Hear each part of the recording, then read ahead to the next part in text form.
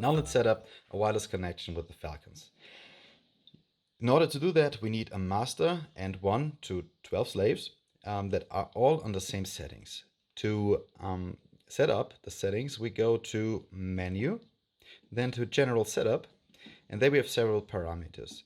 Of course, there's the channel and the devices that shall be in one network, in one wireless network. They all need to be in the same channel, but they also have to have the same network ID and customer ID. You can choose the customer ID freely, and that should be secret for your company. So just choose one for your company. This customer ID is protecting you that other companies by accident could take over your wireless connectivity.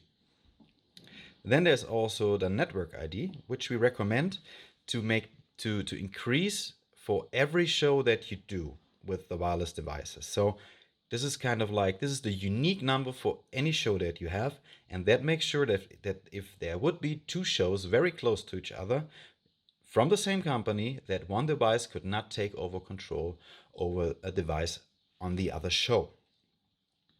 So this is more or less the protection from external, and this is a protection from internal.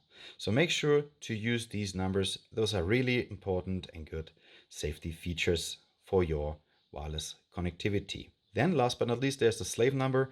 Each of the slaves can be given their own number, and we will use that number later so we can ask the status of the wireless slaves.